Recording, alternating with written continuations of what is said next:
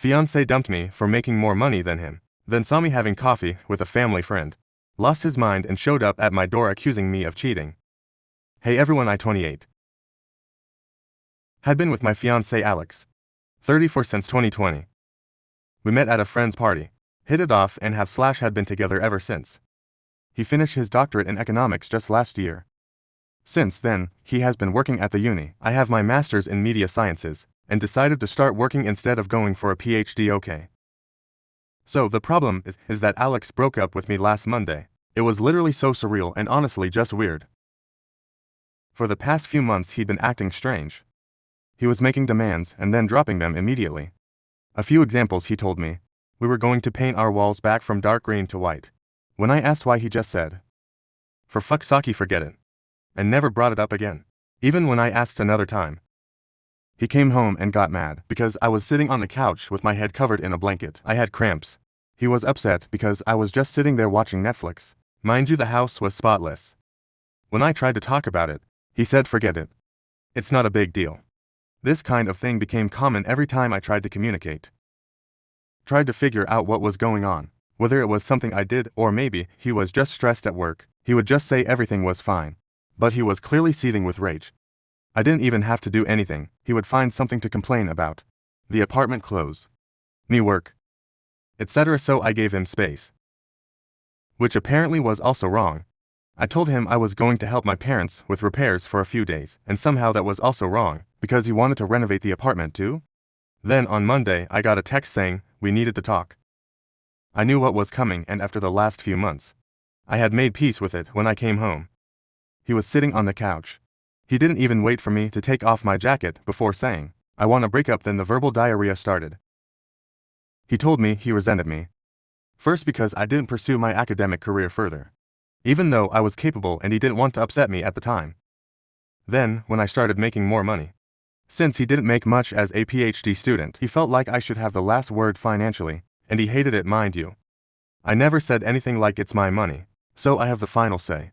That's a rule he imposed on himself, and he hated it. He said he hated our paint scheme, the couch, and even our fucking crockpot.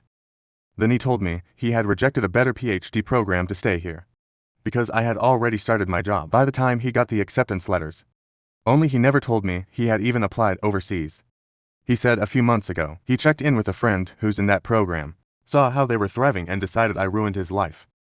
He said I had too much control over his life, and that he hated the idea that I could just decide not to pay for things and fuck him over. I honestly don't even know what that means. He also said he hated that all his friends loved me and didn't let him vent about me. Then he said again, "I'm done." I was floored. I had already made peace with the idea that we were ending, and it hurt. But after that rant I was just disgusted. I looked at him probably with a disgusted expression and said okay. He lost it. He said this is exactly what he meant, that it was horrible. We had been together for 4 years, and all I had to say was okay to our breakup. I just asked if he wanted to stay here while he figured out where to go. He said typical, of course. You're holding the apartment over me, and started ranting again. So I just left. I told my parents, and they're also confused. My dad suggested I reach out to our landlord and explain the situation, to see what options I have. I can keep paying the rent, no problem myself. He covered the utilities and some subscriptions. Just to reiterate, I never had a problem with this.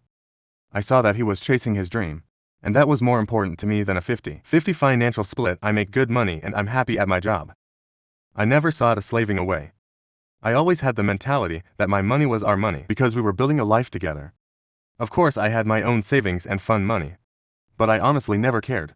As long as I felt he was working towards something and wasn't taking advantage of me, I was fine with it, more than fine. Alex is still mad. He's going between texting me like a robot about the logistics of the split to being a seething asshole complaining about everything. I'm not even hurt anymore. I just feel nauseated by him at this point. I don't know, should I have reacted differently? Edit. Thank you for all your opinions. It was nice to get this off my chest, lol. Just to clarify though, I don't feel like a victim. I feel like something happened and my relationship just turned bad. He behaved like an asshole, but that is the extent of it. Very clearly something is going on. But he doesn't want me to be part of whatever it is, and I have to respect that. Now I just have to detangle myself legally from him, and after that, I'll just be left alone with my ugly green wall color. I think I might also adopt a cat as my ex was really allergic. Comments Warop has replied. The 1987 Tay. Dude basically hates himself for decisions he took, without ever consulting you. He chose his comforts, but now, since others seem in a better position, he is venting on you and making you the culprit. NTA. But your man has a little brain and doesn't know what to do with it. Oop, I would have supported him if he wanted to move away. I give we would have stayed together, because LDRs are hard, but I would have been 100% supportive. Espsal, I suspect he was afraid, or had other reasons to turn down that PhD, or maybe never even applied, but believes he would have got it if he did, but chooses to blame you rather than acknowledge that. Hey Sky Koala, he probably chose this one BC she would be there to pay the bills. It's more stable soft requirement, 461 girl. I've been with a man like that. They want drama, they want toxicity. They will fuck up your life out of pure insecurity and hate. You dodged a massive bullet? I'm sorry this happened, you deserve better. Wish you the best dupe. Then I hope he meets the telenovela star of his dreams. I prefer my boring happy life update one. To start, Alex moved out pretty quickly after the breakup. He has been staying with a friend, and we sorted out everything like mail subscriptions and the lease. I'm also in the process of adopting a cat. Her name is Luna, but I have been thinking about changing it since my family already has two pets named Luna. Amun and Kamar. She is still at her foster home for now. But I have visited her a few times and I already adore her. She is a scrappy little tabby who follows her foster mom around like a shadow, and I can't wait for her to move in during the first week of December. I've already gotten her bowls, toys and a bed by the window ready. Now onto what happened last week. I was out showing someone around the city. He is the son of my parents' friends who recently moved here for work. My parents asked me to help him get familiar with the area, so I agreed. It was nothing special. Just walking around, grabbing coffee and pointing out useful spots in the city. Apparently Alex saw us. I didn't even realize he was there. But later, that night I started getting texts from an unknown number. I guess he got a new number since I blocked his old one. The texts were just weird. He accused me of flaunting my new relationship in public, said I must have been seeing this guy before we broke up, and told me that everything he suspected about me was true. I didn't respond. I wasn't going to entertain his paranoia. The messages kept coming though. They went from angry to desperate, with him saying things like, "At least admit, you were lying to me, and was anything about us even real?" It was exhausting and honestly, a little scary to see how quickly he spiraled. For the record, this guy ain't my boyfriend. He's not even someone I'm interested in. He's just the son of family, friends who needed help settling into the city. The whole thing was completely innocent, but Alex has twisted it into some kind of betrayal in his head. What gets me is how little Alex seems to know me. I'm not the type of person to jump into a relationship so soon after everything that happened. Even if I were, it wouldn't be any of his business.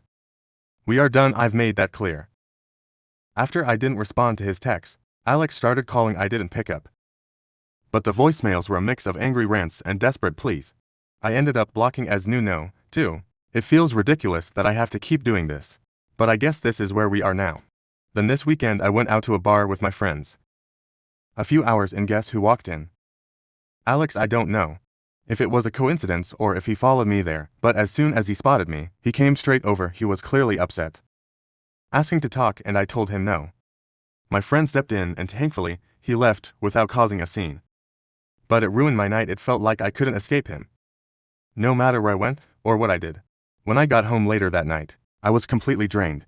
I had just started to relax when I heard a knock on my door. It was Alex standing there in tears. He started crying, saying he missed me, that he didn't understand why I was doing this to him, and that he didn't know how to move on.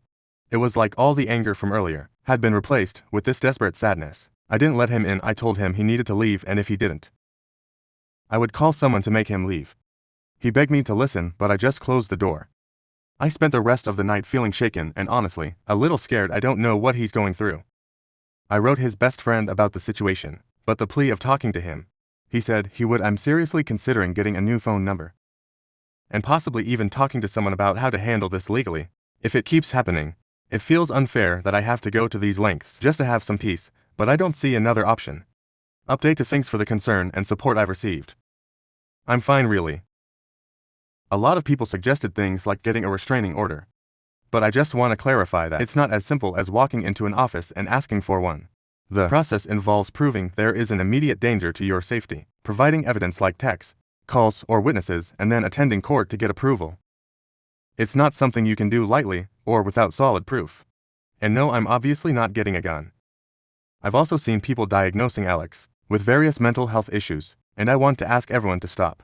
Yes, something is clearly wrong. But I'm not a doctor and neither are most of you. It's not fair or helpful to label him with something like bipolar disorder or anything else without real expertise for what it's worth. I don't actually feel like I'm in danger. In the past month, these were the only 3 incidents that happened. I don't think he's actively stalking me, so much as he just knew my patterns. The bar we were at is my favorite spot, and it was a party of one of my closest friends, so it makes sense that he might have guessed I'd be there. When he showed up at my apartment, he knows what time I usually get home. The city tour is the only thing that might have been more intentional, but it could also have been a coincidence that triggered everything. Anyway, this is the end of it. Yesterday Alex came over with his mom and one of his friends. At first I didn't want to let him in, but he promised me that this would be the last time I ever saw him. I agreed mostly because his mom and friend were there. And I figured it would be more awkward to argue on my doorstep. When we sat down, Alex admitted that he was going through a crisis. He told me he was mad at me, but he didn't know why. He said he doesn't like me, that I annoy him, but that he weirdly still loves me, which is why he went crazy when he saw me with someone else. He assured me there wasn't anyone else on his end either. He said he felt like he was going insane. He talked about how he feels judged for being older and not being able to give me the life he thinks I deserve. He said he hates his colleagues, hates his job, hates everything right now, and that everyone and everything annoys him. He told me he feels old and like he should want kids at this point in his life, but he doesn't, and that thought terrifies him. He said he just wants to be alone and not talk to anyone for a while. I didn't say much. I mostly just nodded because I didn't know what to say. After he was done, he told me he was leaving. He's on some kind of mental health leave from work, and he said he's leaving the country on Sunday. He's going to South America to spend time in nature and find himself.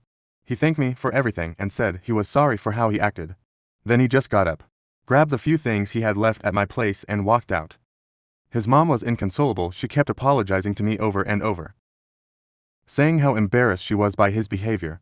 I told her it was okay and that she didn't need to apologize for him. She cried a lot, and his friend ended up driving her home after Alex left. I don't really know how I feel about all of this. Part of me is relieved that it's over. Part of me feels sad for him, because he clearly doesn't know how to deal with everything he's feeling mostly though. I just feel tired. I'm glad he's taking steps to figure himself out.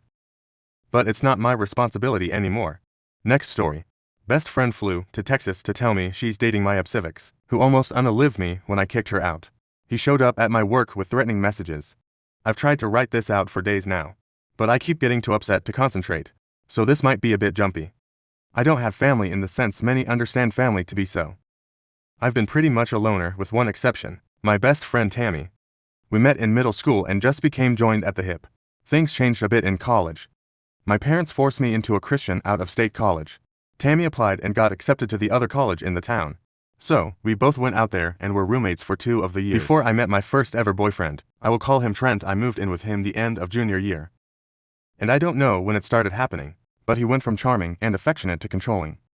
I don't wish to upset anyone, so I will hit the pause button and warn you that below is some of the things he did for me to label him abusive. He would put me down and hint he could find someone better, or that if he cheats, it will be my fault since I wasn't this or that enough. It started to get physical senior year. At first it was him pushing me out of the way. If he was walking by and I was in the path, for whatever reason, then he would slap me in arguments, calling me worthless, a waste of his time and young years, a broken toy no one will love. I didn't have any real self-esteem, so I stayed thinking I was the problem. And when I called home about it, I was told that the problem was me. I started to make my exit plan the day after I graduated. He had proposed and I hesitated and he screamed at me to ask why. Then her swung and punched the wall right next to my head. I fell to the floor in fear. And he tried to comfort me and basically force me into sex. When I woke up the next morning, the ring was on my finger and he forced me again. And later called it makeup sex, saying he forgave me for the way I treated him. That is the extremely short explanation, but there are so many stories of him forcing me into bed, hitting me or threatening to kill me and more. So I started to make a plan. I found a shelter in the city nearby. I started hiding things in the trunk of my car. I was in the service industry then, and so I would take more shifts whenever I could and hide my cash, tips in a box of tampons in my purse. And I finally was ready and left him. Left my phone. I had a new cheap one and never went back. Tammy knew him and lived near us, but she didn't know about my plan. She messaged me on social media and I told her what happened. all of what happened. So she played dumb when he came around asking where I was, spinning the story that I was suicidal and he is calling the police to find me. He never found me, that was years ago. I am now 36 and Tammy is too. Trent is 38. Tammy became a bit religious, but I told her as long as she is happy and safe, I don't care what she leans on in faith. She started to invite me out to her church 4 years ago, and I kept saying no until I very firmly said if she brought it up again, I would just walk out or hang up. I'm not against anyone believing what they want. I just don't want her need to be sucked into it. I honestly do not mean any offense to anyone of any faith. I myself am just diagnostic, and if that ever will change, I will decide on my own, but I doubt it will. She got a job 2 years ago overseas. I acted excited for her and I was, but I was also deeply devastated without her. I had no one else by this time. I wasn't in contact much with family, and I do have surface-level friends, but no one that's known me in the real sense. I worked it out with my counselor and just carried on. We stayed in touch online and video chatted a lot. She would show me London and I would show her my transition to moving to Texas. We would chronicle our explorations of our new cities, and then one day, it started to slow down on her end right around the time she went to visit a friend in our old college town. She then asked if she flew to Texas sometime this summer. Could she stay with me a few days? And I excitedly agreed so early this month. Just a few weeks ago she came here. She was off the whole first day, but I figured she was tired. Then the next day, we went out and got drunk. She started to cry, and I got us an Uber back to my place and asked her what was wrong. That's when she asked me not to hate her and told me everything. She's with Trent, she's been with him almost a year. I was too stunned to even say anything, and she went on and on about how it's not what I think and he has changed. She told me he found Jesus and turned his life around and deeply regrets the way he treated me. The more she talked, the more I just shut off. I didn't even have it in me to feel anger. I just stared at her frozen as she talked until she said, "Please just say something." So I did. I told her to get the fuck out. She started to explain it all again. She hated him forever, but they kept running into each other. He goes to church and showed he has changed. Blandy blandy blah. I didn't interrupt her, but when she stopped talking again, I just repeated myself. She argued more, and I would just listen and repeat until she grabbed her stuff and left. It was silent between us for a week, until my dad texted me that Tammy called my parents crying and told me to get over myself. After all, it's not like I wanted to get back with him, right? And that's what I get for living with a man I wasn't married to. Then she texted the next week, rehashing her argument and pretty much demanding I video chat with him to see for myself that he's changed and forgiven. She then blamed me that they can't take the next steps in their relationship because I don't have a forgiving heart and that I was malicious when I kicked her out. I've spent all of this week trying to figure out if I'm insane to think this is a huge betrayal. A deal breaker, I mean. Who even dates their friend's ex for one? But this, I blocked her after she hinted that my version of things was exaggerated and malicious, but I don't have other friends to turn to about this. I don't think I am, but and her family thinks I am taught, at least for kicking her out in a strange city alone, when she was just being honest with me. Am I update? Hey guys. Sorry to everyone who reached out and I haven't responded. It took Trent 2 weeks. I had a full-time job, but also a part-time service industry job as a bartender. He showed up at the bar. It's a small bar and one of the regulars. Daisy F30S is one of the folk I did confide in about Trent and Tammy. When Trent walked in, I happened to be chatting with Daisy and she saw my reaction. She asked what was wrong and I told her that it was Trent. She wasted no time and went to get my manager. Trent sat at the end of the bar and I took my time checking in on my other bar guests until my manager, Heather F50S, came out with the other 2 bartenders, both M30S. Trent had already begun knocking on the bar asking for service loudly and I had been ignoring him. He got kicked out quickly and told that we can and do refuse service to him. I got text from a new number saying it was Tammy and begging for me to answer. She called 4 times and I didn't answer. She left voicemails with Trent and one without all, telling me that I was concerning them with my hatefulness. How I am alone in the world and that's not safe. Who would I turn to if someone broke into my home at night? Things of that nature and religious crap sprinkled in. I was still on the clock and Daisy suggested I stay at her parents'. I know her mom who sometimes comes with her to the bar. At that point I was shaken enough to take them up on it. Daisy's mom, Rose F60S, has been sweet enough to let me stay rent-free for as long as I needed, but I eventually moved in with one of the servers at the bar. She helped me look for legal representation, and I filed for a restraining order, using screenshots I had emailed myself, prior old voicemails. And though we could not prove harassment on Tammy's end, Trent had said enough in the voicemails and messages he had sent that he qualified for a temporary restraining order. I am safe for now and the hearing is in January. No one knows where I live currently, and I've shut down all social media. I've been NC with my family, as they've been pushing me to give my address so they can send Christmas gifts. But when I gave them a PO box Daisy is allowing me to use, they got angry it wasn't an address, and that was suspicious enough for me not to trust them. It's strange, but I am slowly making friendships. And seeing a counselor helps with the stress. Trent is pretty much blacklisted from the square of bars, where my bar is word gets around. I've not walked alone a single shift since. And that's my update, not perfect. But I remembered my password when I was checking my email for any additional stuff to send to my lawyer, and wanted to let every person concerned about me that I am okay. When this is resolved, I will try to update with more detail.